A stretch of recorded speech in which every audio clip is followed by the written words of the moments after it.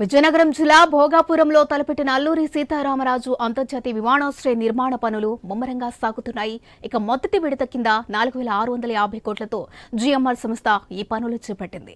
ఇక 2026 జూన్ నాటికి పూర్తి చేస్తామని ఆ సంస్థ ప్రకటించిన జనవరి నాటికే పూర్తి చేయించాలన్న సంకల్పంతో ప్రభుత్వం మౌలిక వసతులు కల్పిస్తుంది.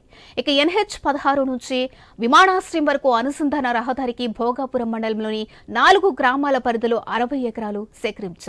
ఇందులో 20 ఎకరాలకు పరిహారం చెల్లించారు. ఇక సబరవిల్లి పరిధిలో 39 ఎకరాలకు సంబంధించి 45 మందికి చెల్లించవలసిన 19,89,00,000 పరిహారాన్ని న్యాయస్థానంలో డిపాజిట్ చేశారు.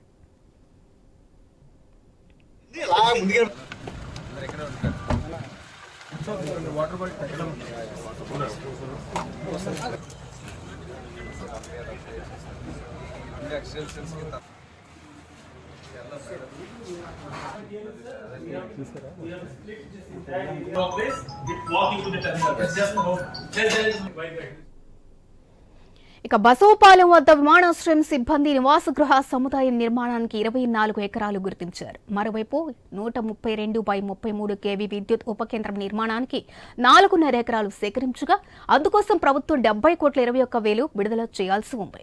జాతీయ రహదారి నుంచి విమానాశ్రయం వరకు ట్రంపెట్ నిర్మాణానికి 19.75 ఎకరాలు సేకరించారు. వాటికి పరిహారంగా 14,043 కోట్ల మేర ప్రభుత్వం చెల్లించనుంది. ఇక మరికొంత భూమికి 22 కోట్లు అవసరం. ఇక ఫేజ్ 1లో మార్చి తొలివారం నుంచి రోజు 1.7 MLDల నీటి సరఫరాకు RWS ఇప్పటికే ట్రయల్ రన్ పూర్తి చేస్తుంది. ఇక ఫేజ్ 2లో 3.3 LMDలు అవసరమని GMR ప్రభుత్వానికి విజ్ఞప్తి చేస్తుంది. ఆ మేరకు తారక రామ తీర్థసాగర్ ప్రాజెక్టు నుంచి సరఫరాకు ప్రభుత్వం నిర్ణయించింది.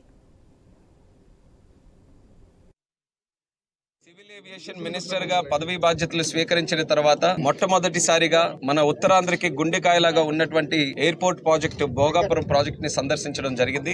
మరి ముఖ్యంగా నేను సెంట్రల్ మినిస్టర్ సివిల్ ఏవియేషన్ అయిన తర్వాత కూడా నా టాప్ ప్రయారిటీగా ఈ భోగాపురం ప్రాజెక్ట్ పెట్టుకున్నాం. ఎందుకనంటే రేపు ఉత్తరాంధ్ర అన్ని విధాలుగా అభివృద్ధి చెందాలనంటే ఉత్తరాంధ్రకి సెంటర్ లో గుండెకాయలాగా ఉన్నటువంటి ఈ ప్రాజెక్ట్ ని ఎంత శరవేగంగా మన ఎయిర్పోర్ట్ ని మనం ప్రారంభోత్సవం చేసుకోగలిగితే ఇక్కడ ఎకనామిక్ యాక్టివిటీ అంతా కూడా బూస్ట్ అవుతుంది. మన పిల్లలకి ఉద్యోగాలు వస్తాయి. అలాగే ఇక్కడ ఉన్నటువంటి ఎకానమీకి కూడా చాలా మంచి జరుగుతుందనే ఆలోచనతో దీని మీద ప్రత్యేక దృష్టి పెట్టడం జరిగింది.